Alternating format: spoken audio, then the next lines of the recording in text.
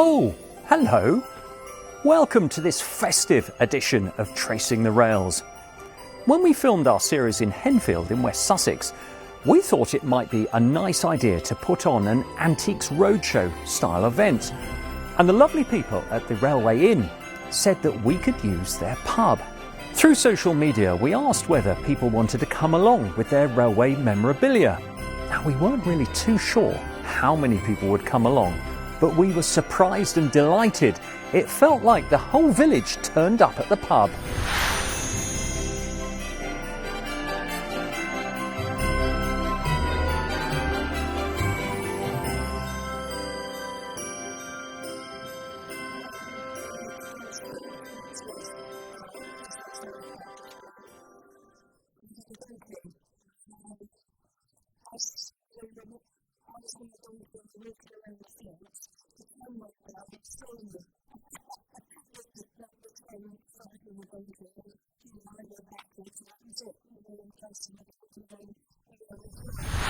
Well, it's been fabulous on this episode to share some of the presenting with Chris Bedford, otherwise known as Dumpman.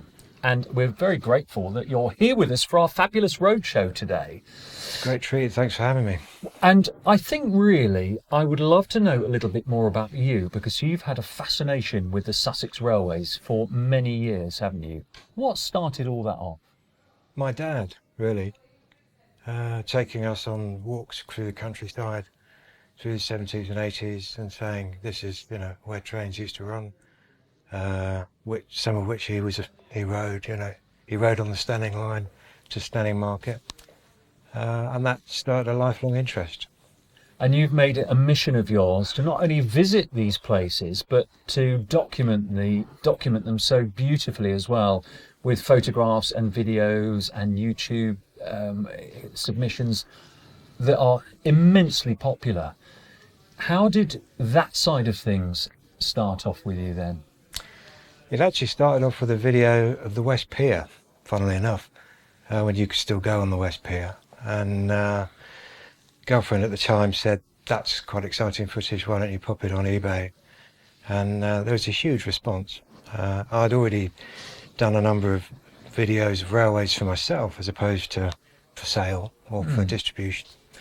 And so I approached railway visits on that basis, stuck them on DVD and made them into a bit more of a presentation. Not the sort of presentation you guys do, but a homemade thing.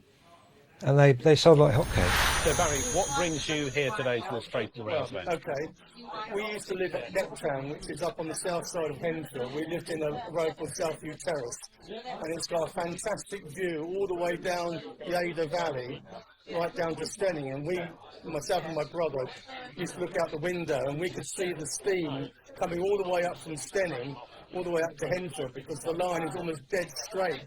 Once it gets out of Steyning, it's dead straight over the Ada Valley, goes across the river at Streatham Manor. So you can see the steam coming all the way up, and we used to regularly look out to see it. And we used to regularly walk down to a little level crossing, which is about a quarter of a mile south of the Henfield station, to watch the trains go by. That was a regular thing. I mean, I was only like 5, 6 years old, but we did it a lot. Kids loved it. It's hard to know quite how young people are finding it interesting, but through the Facebook group that I run, Disused Railways of Sussex, you see more and more younger folk getting involved. And I think the internet and the accessibility of information makes it easier to find your way into these kind of niche interests. I suppose as well is one area of history where you can almost see it. It's not like we're learning about something that happened in the Roman times 2,000 years ago. Yeah. This is something from 60 years ago, and we can go out and explore and find things for ourselves. Yeah, it's always better if you can see something. Tell me about this photograph. It's my granddad and my dad on West Grinstead Station in August 1949. There was a very foggy day, and my dad, who worked on the farm just up the road, he was walking across the field to get the cattle in, and he could hear this noise coming behind him, going, and he kept looking round to see who was there, and eventually he realised it was the train coming by. And what is it that really kindled your love of railways? Is it those memories or anything else in particular? No, I guess it's just that it is memories, isn't it? It's what you grew up with. Yeah. And speaking of seeing something, Here we are. You have brought with you some of your amazing collection, and a bit of weightlifting needed for this lot, Chris. It's pretty hefty. Starting off, first of all, what have you got here? Well, it's a piece of a signal box. Saxby, I'm not fully conversant with the history, but I know that Saxby and Farmer were folk who manufactured signal boxes, parts of signal boxes. And if you can find pictures of signal boxes with these embedded, in the walls. And a friend of mine gave it to me about 5-10 years ago. And the date of 1881 makes it a beautifully palindromic date, because I'm looking at it upside down. It reads the right way around. It's fantastic. So Saxby and Farmer, London, 1881. Amazing, isn't it? And actually, for 140 something years old, it's in pretty good nick. Looks pretty good. Right. My grandfather kept chicken, and very often I come up with my grandfather to Steyning Market, and so I've got vivid, really strong memories of the market, and obviously getting off at Steyning railway station and having it really walking round. And of course, being very young at the time, there was this fish and chip van parked outside the market, which I really remember well. I bet that was popular. And what I found amazing was it had a chimney on top of the van where all the steam and all and the fumes of the fish and chips all come out of the chimney. So it's really I know it's a long time ago, but when I think about it, it's only like a few years ago, isn't it, really? Well, now this is something actually from the local railways, isn't it? Yes.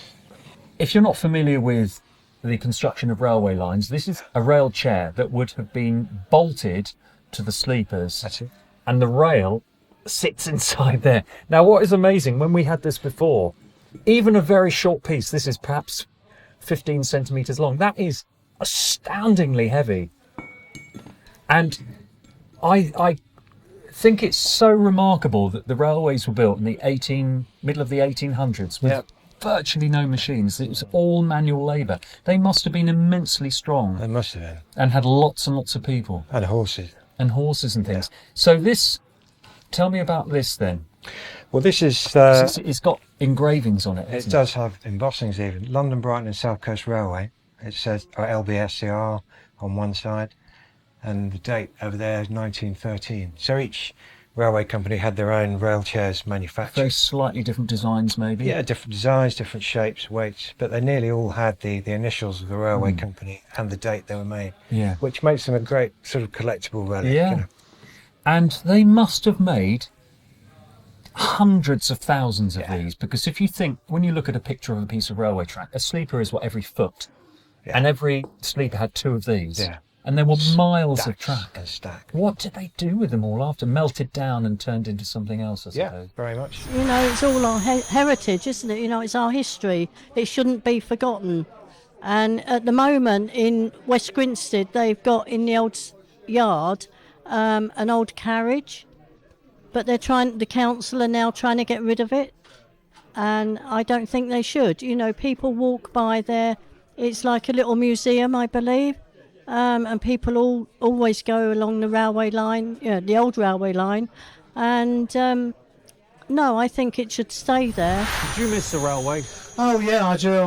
I love steam trains, and I think it's the biggest mistake ever of Mr. Peachy in closing all the railways. We could do with them now, couldn't we, really? With all the traffic that's on the road, you could hardly move at all on the road. That's not going to blow away in the wind, No, is it's it? not. Yeah. So this we've been told this particular bit of rail was actually liberated during the removal of this line, and that section was presented as a genuine memento, a little gift from here. For the Whereas my two bits and pieces could have come from anywhere. Yeah. This is bona fide. And I think it's amazing, isn't it, how many thousands and thousands of people would have traversed that little piece of rail on their way to visit a loved one or on their way to work or that kind of thing, and all the steam trains that would have thundered up and down. Fantastic. A little bit of history Yeah. another thing that won't blow away in the wind. That's true. We moved from Partridge Green up to West Grinstead, and when the train used to go past my nan's, which she lived by the railway bridge on the B2135, the train always blew the whistle as it went past her house, so we always knew where the train was. We walked along the old railway line. There's about 6 or 7 of us must have been walking along, and I found a signal, an actual signal that was just laying on the ground, and it caused quite an alarm locally, because as we were walking back along the Old Shoreham Road with a big signal in our hand, it was reported to the police there's some youngsters walking along the road with a signal, because they didn't realise it was off the Steyning Line. They're thinking, oh, we've been on the main road. Of a working line. That's right. Oh, crumbs. Yeah. And what's happened to that signal now? Well, the police took it, and I had a warning. I was hoping to catch it for the youth club that I belonged to at the time, the Quayside Youth Club. Wasn't it lovely to see Chris Bedford and all those lovely people sharing their memories? We'll see you after the break.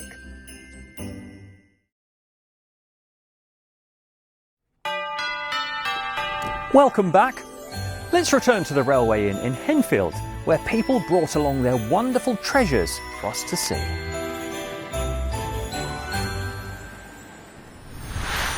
Eddie, lovely to see you, friend of Tracing the Rails, I'm pleased to say. And what have you brought with you today? Well, I brought nothing exciting. Well, never judge. Let's have a look. I bought 2 1937 working timetables, one of which I reckon is of interest because it's not a passenger train timetable, it's the goods train timetable. Oh, wow, and this is our Steyning Line. This is our Steyning Line, and that was the goods trains with how long they spent at each station. You can see we don't get many goods trains even then. No, so on the down line on this day, look, weekdays, 5:50 in the morning at Three Bridges, gets to Horsham at 6:30 and runs all the way through Partridge Green, Henfield, right the way down to Shoreham for 10:59. Yeah, and I think that's probably the one. Henfield times are...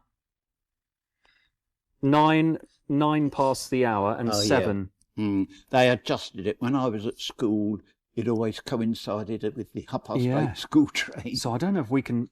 Look at this. This is amazing. Gosh, this is really old, isn't it? How many years? 1947 until further notice. Working timetables for freight trains. Yeah. 1947. So this is nearly 80 years old. Well, hello, Nick. Hello. I can see that's your name because it's on your sticker. It is, yes. Thank you for coming along today. It's okay. So what sort of connection or memories do you have of the Steyning Line? Well, my late father, he had a railway in his back garden, which is a double O Hornby layout. And he was looking for a railway sign to put in the garden. This is sounding a bit dodgy, I have to say. Yes. He came up here in darkness and lifted one of the railway signs. I believe it was already desolate and wasn't running. So this will be the late 1960s or something? Yeah, I was only 8, 9 at the time. And he just said to me one day, so I've got a new sign for the railway in the garden. And I said, where's that come from? He said, oh, don't ask questions, sort of thing. So what did it say? What station was it? It wasn't. It was a Southern Railway do not trespass. Oh. I think the fine was 42 shillings. And he put it on a big stake and he had it in his layout in the garden. And he didn't even drive at the time, so he must have had someone else give him a hand. And he must have come up to the line down there and took it away. I guess legally, I'm not sure. Well, maybe it was demolished. but if it was going to be dumped, but I'm sure nobody's too worried. Where's the sign now? Fortunately, my dad died in 1975, and my mum sold it, and I don't know where it went. Oh, what a shame. So it's probably someone's back garden.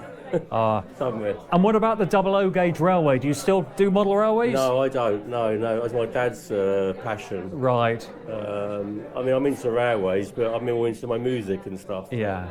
But I thought I'd come down and just share the story, because it's quite unusual. What else have you got? This one is a Southern Railway 1937 passenger timetable. Gosh. With our trains in. And what I feel is interesting with this one is that it has the through trains which are bringing perhaps from Guildford or further afield. All these are special trains. So we got a Wimbledon excursion. That's rather good, isn't it? A Right, Tooting Junction and West Croydon. Yeah. Now, how come you've got these, Eddie? Have you had them for years? Because this one is dated 1937 until further notice. I mean, this is very, very old and very fragile, isn't it? I've been a railway enthusiast all my life, ever since I discovered when I was a 4-year-old that there was a railway here. Yeah. And about 20 years ago, I used to go to the Bluebell Line a lot, and they had a shop there, and I'd search and I'd search. Every time I found something, I'd buy it. Wow. And most of them I've returned to the Bluebell Line. But this is a little one you want. Yeah. How much did you pay for this thing? Can you remember? Would have been something like £20-25. Wow. Yeah. And it's amazing that this is sort of 86 years old. The thing that surprises me for it is for station masters and guards. I was going to say for the public, this is very big. No, this was the working timetable. This was the working timetable. I only ever went on the train twice. The first time in the summer of '63 when I was 6, my mum took myself and my brother to Brighton, and it was then still steam. The following summer when we went on it for the second time, summer of '64, they changed to diesel. For the last 2 years it became a diesel, mainly diesel, rather than steam. And the only other thing I've got here is I've got the final timetable for the line. I picked it up from the Bluebell Railway about 40 years ago. They were selling it. It's just a timetable for the whole region, but within it, it's got the final timetable for the Henfield line. Here we are. Yeah.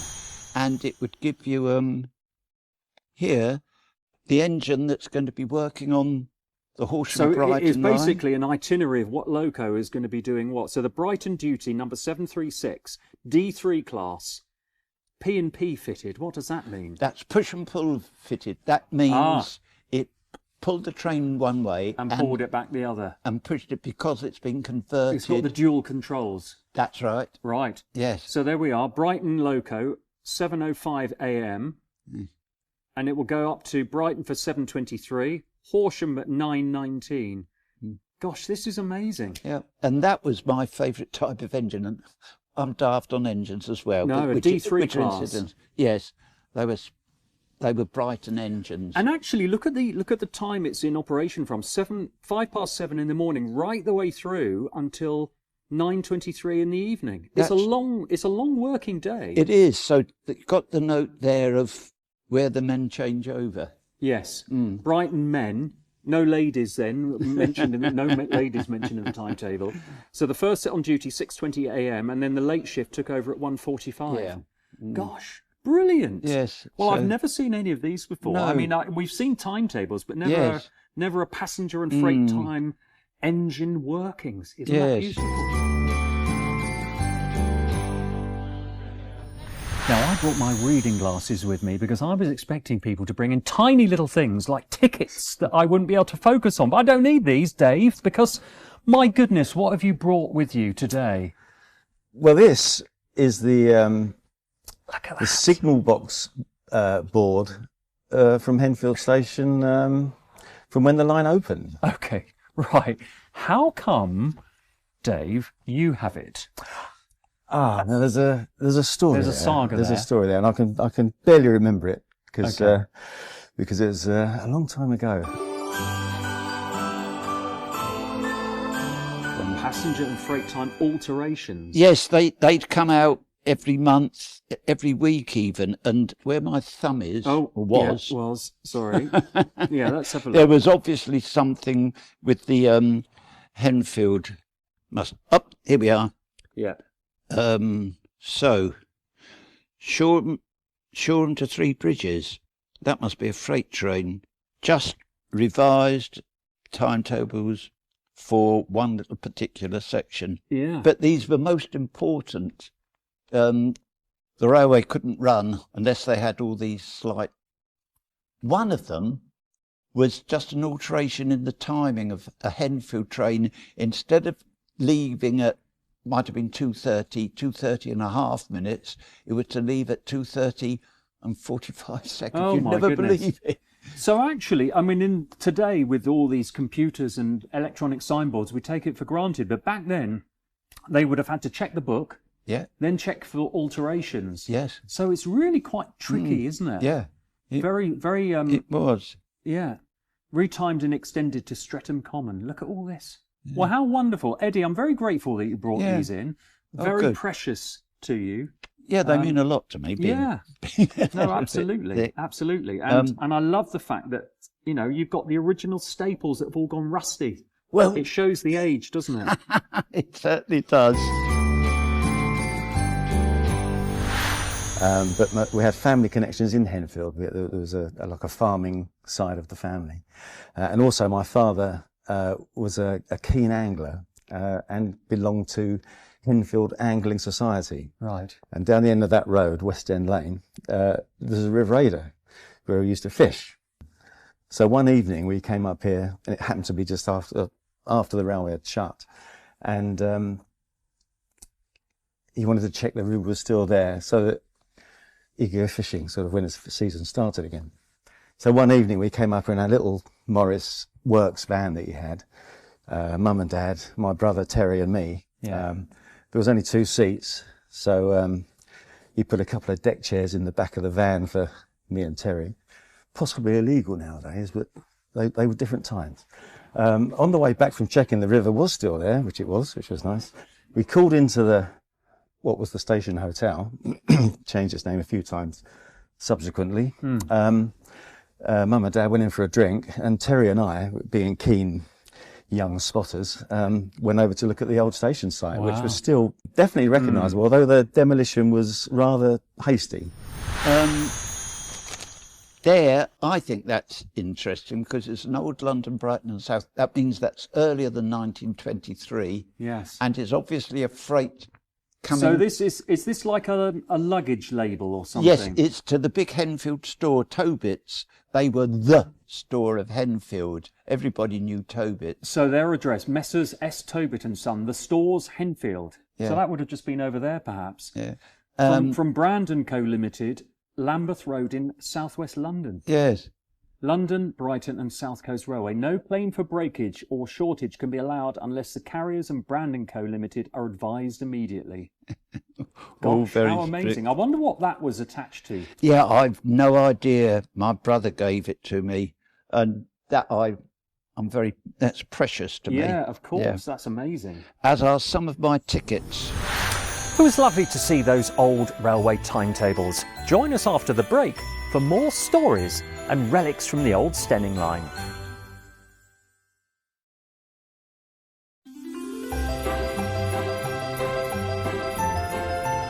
Welcome back. I'm making myself quite at home here in the Christmas Grotto at Summerhill Garden Centre. Earlier in the year, the Railway Inn in Henfield was packed to the rafters of people sharing their stories about the old Steyning Line. Let's hear a few more. Now this is where I am glad I got my reading specs on, because this is what I was expecting. Small stuff. Yeah. Well, I don't know how many of these are. That's the only season ticket, and I think I've seen one somebody else had. That's my young brother, he was in those days. Yeah. And that's his last season ticket when the railway closed. So this is a season ticket valid for 3 months and 14 days from the 8th of September 1965. So it expired just before Christmas 1965. So we're talking 59 years ago. Yeah. From Henfield and Horsham. Gosh. Colgate N. Yes, there we are, your brother. Yeah. And that, yes. I'm not being funny. Those are quite easy to forge, aren't they? If you had some blanks, there's no photograph and no... Yeah, I'm sure. Yeah. Yeah. Gosh, that's good. And something even tinier. Yeah. This is the only ticket.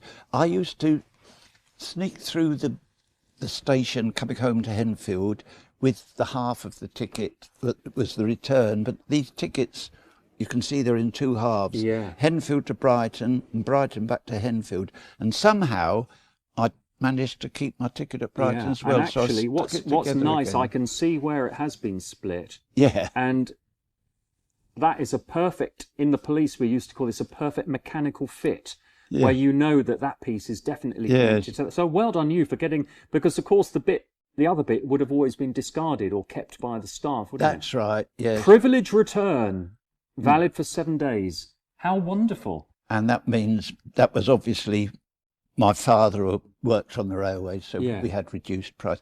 That's me and the Royal Air Force. Wow, very nice.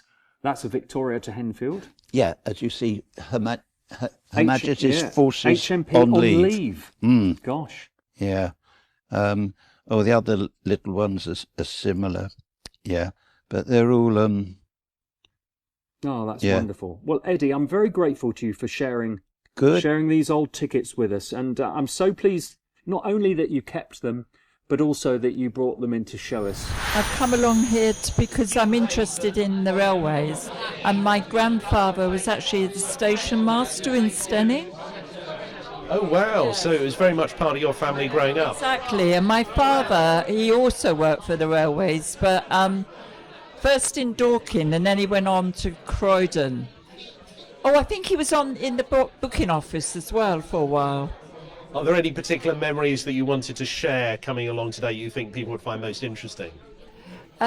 Yes, I found it interesting that, my grandmother had people, all sorts of people knocking on her door to get the gas. So they might have a pram or a motorbike, and also the cars as well. What else was very interesting? They had a 100-year centenary, which was just before Beeching closed, down the line.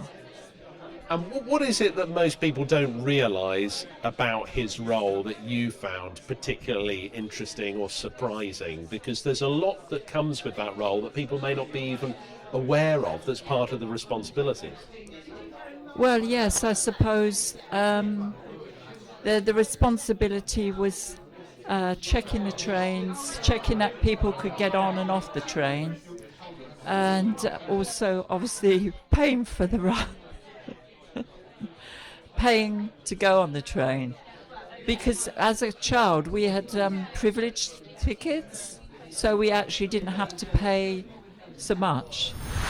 On the way back from checking, the river was still there, which was nice. We called into what was the station hotel, changed its name a few times subsequently. Mum and Dad went in for a drink, and Terry and I, being keen young spotters, went over to look at the old station site, which was still recognisable. Definitely recognisable, although the demolition was rather hasty for various reasons. And wandering around the old site, there were still platforms there, but they'd started demolition of the buildings, and there was a pile of rubble where the signal box used to be.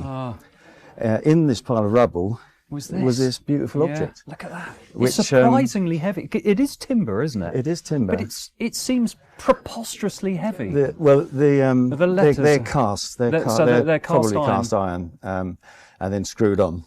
Now, it's in beautiful condition. This can't be the original paint from the 60s. Oh, no, it's been painted. Yeah. This was the colour from the 60s, because if you look at old photographs, the old LBSC paint was a white board with black letters on. So this has been painted in southern colours. It's been painted by me a few times since this would have been 1966. So if we hold this up behind us, then, well, look at that. So where does it live now, Dave? It lives in my kitchen at the moment. If I go back to the story, it was in this big pile of rubble, sort of poking out, and my brother and I liberated it. Yes. Liberated it, 'cause it almost certainly would have been destroyed. Yeah. We put it in the back of Dad's van. He wouldn't have been that impressed with it, but we got home and it was too late then, and since then it's been in the family. Well, I am an ex-policeman, but I'm going to say that you saved it rather than I'd you like to deny everything it. I've just said. No, that's fine. Dave, how wonderful. Thank you so much wonderful. for bringing it along. But the fascinating thing, or one of the fascinating things, because it's never been, the paint has never been stripped off. So I reckon if you scratch deep enough, you get back to black paint and white paint. From the original 1860s. But I'm not going to do it. No, you mustn't. and I'm delighted that it's still being appreciated in your kitchen. Yes, it certainly is. And I hope eventually to, when I get a bit too long in the tooth to keep appreciating it, I will pass it on to Henfield Museum. Yeah, well, they would love it. That's the plan. They would love That's it, I'm sure. When I get even more infirm than I am at the moment. No, that's great. And one final comment then. The railway closed in 1966. Do you miss it? Do you think we'd be better off with it today? It was always my favourite line. Although we travelled it to come meet the family and go fishing and stuff. It was a fantastic line, and it was a great loss. And it's not going to come back. So wonderful. You know, these little bits are all we've got, and photographs. Yeah. Well, thank you very much. Yes. Okay, Stephen. Perfect. Pleasure. And look, you're here today because obviously you've seen Tracing the Rails. Yes. Do you enjoy the programme? What do you enjoy about it? I enjoy it because it's very nostalgic, and I think the trains were amazing, and the people that worked on them were very hard-working, and they enjoyed it.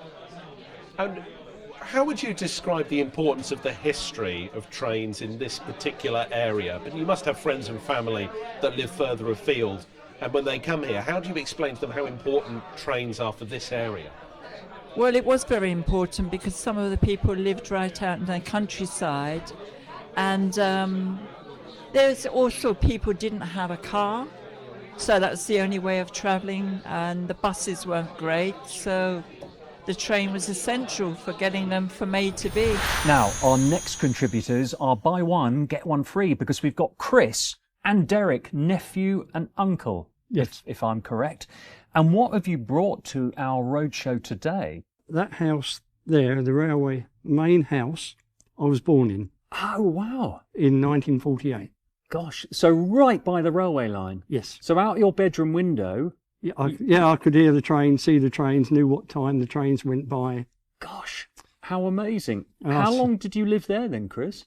Well, from 1948 till 74, when it was all demolished. Yeah, and what was that like, living in a kind of deserted? We were there for about, I think we moved in 1974, so we was a year.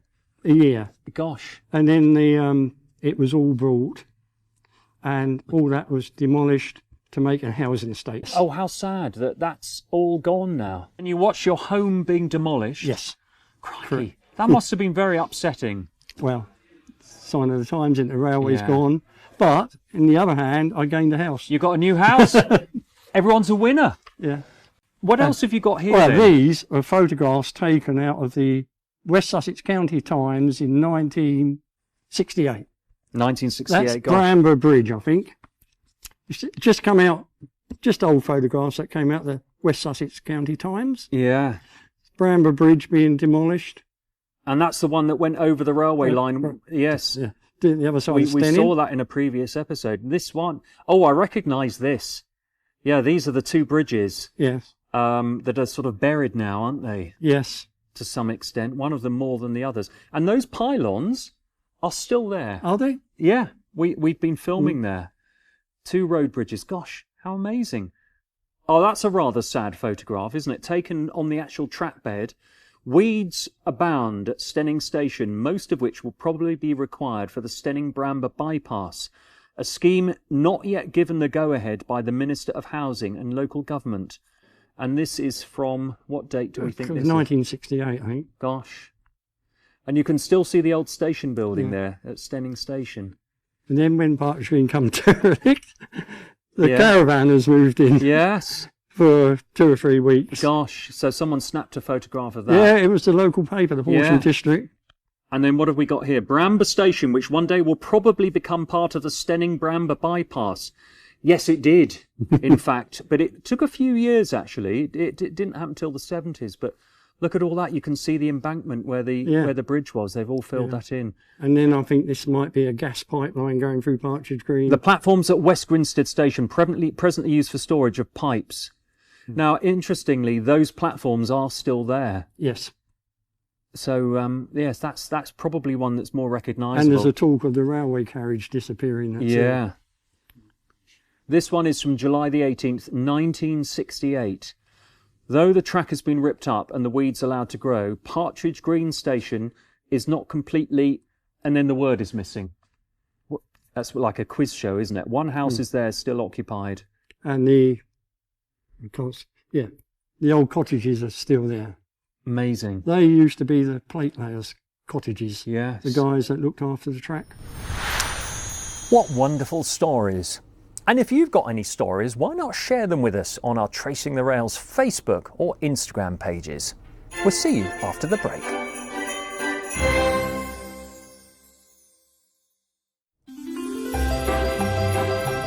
Welcome back to part 4. Have you enjoyed the programme so far? Yes, I have. I hope you have as well. Certainly, it's been full of memories, full of laughter and lots of railway nostalgia.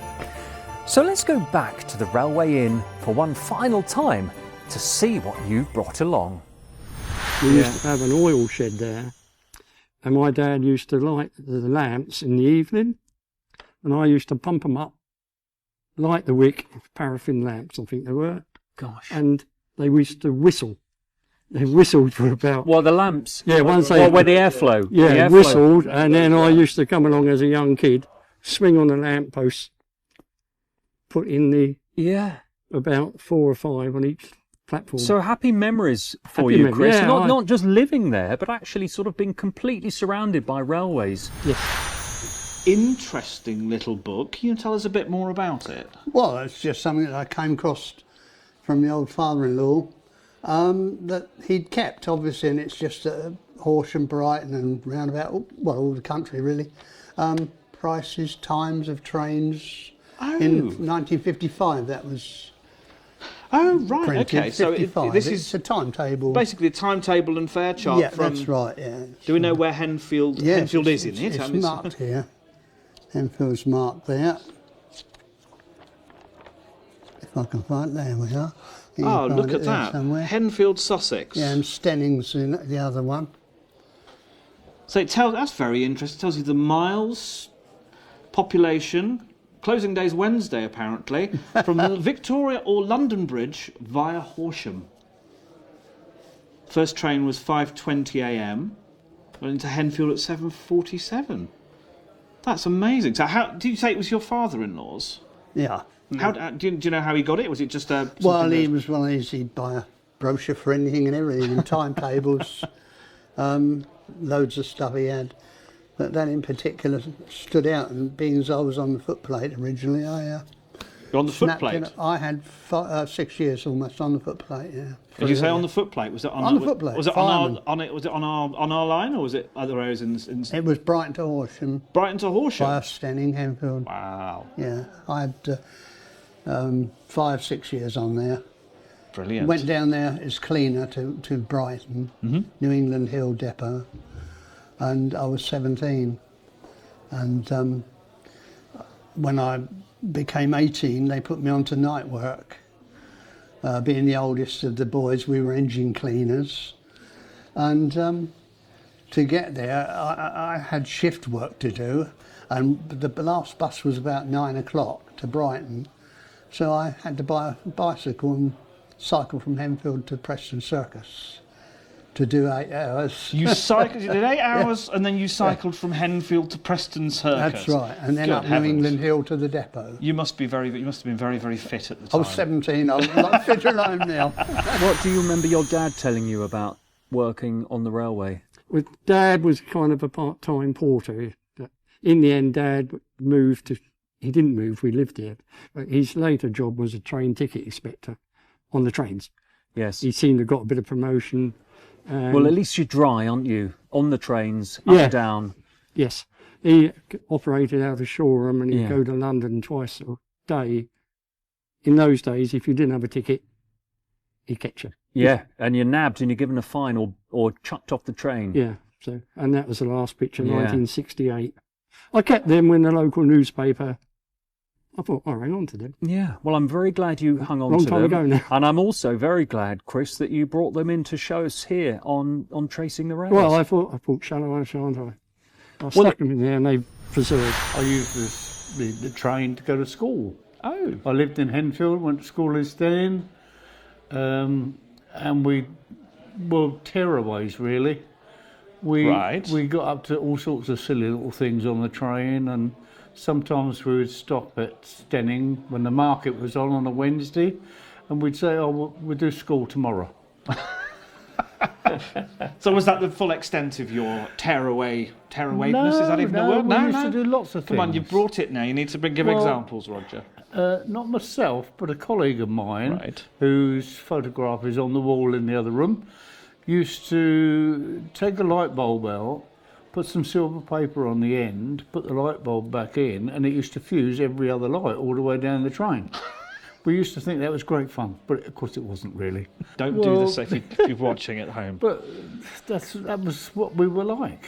You know, we just had fun all the time. Little guard's nightmare then, basically. Absolutely. And the Henfield master here was Charlie Hadfield, and we used to run right round him and cause him all sorts of problems. But that was growing up and going to school. Well, I used to use railway for school, actually, from 56 to 59. So I was using it, obviously, twice a day for a number of years. So. Excellent. What do you remember of it most? What's your fondest memory of the railway? I suppose the fondest memory is some of the drivers used to let me onto the footplate. Wow. So that was from Steyning.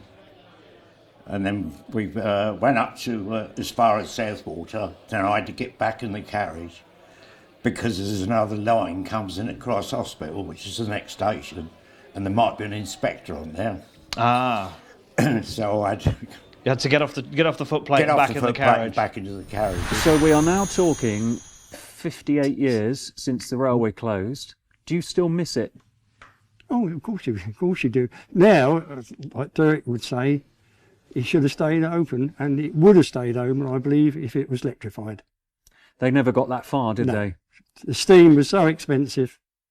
It went to electric. It was diesel for about the last 2 years. Of its life, or whatever, wasn't it? Diesel electric. But yeah. There's a few stories I could tell, but I mustn't tell.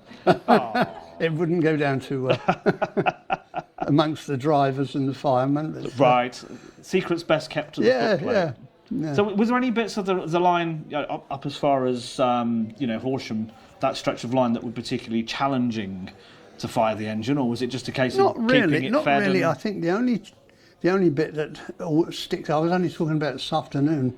The bit that sticks out is coming up from the River Aid to Betley Bridge up to Henfield. Made the engine puff a bit, and in actual fact, it wasn't unusual to hear somebody say that the banks had caught alight and had gone into the cornfields because of the hot, cold, ashes, and throwing the ashes sparks out, coming out through the pipes you see out through the chimney. And and poor set old fire to the farmer banks. catches it. Yeah. Oh, that's brilliant! Absolutely fantastic. Yeah. I used to come over here in 1965 with my motorbike and sidecar because I come from Thacombe to see Rose, and his wife. We were down on the day when they were creating down there. There was about 100 people down there creating about the railway shutting, and it was sad really because they stopped and emptied the pews out of the the waiting room. The waiting room, yeah. And it was a very sad day really, because all these people down here had greenhouses and growing veg, and that's where all their stuff used to go. Yeah, it relied on the railway, didn't it, to get down to the market. People had their livings on it, and all the people that grew stuff down here, and I've seen a lot of things happen there. I saw them knock it all down, and you know, I saw like the tunnel being filled in along the road here. Right. Yeah. And you know, And how did it feel seeing this that you've known presumably all your life? It's horrible. It was sad, wasn't it? It was Yeah, it very really was sad. I had a couple of close calls, you know, on the West Country class engine. As you know, that's about an 11-foot firebox. Very big engines. I had a few close calls on that one. Well, 2 anyway. What would you describe as a close call, though?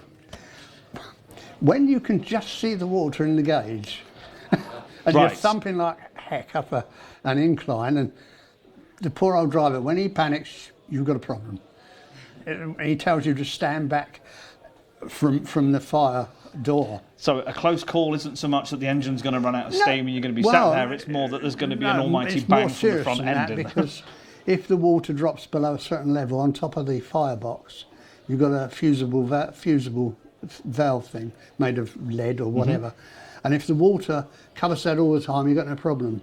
But the minute that it's exposed, no water, that will melt, and you get the full steam pressure from the boiler will come into the firebox.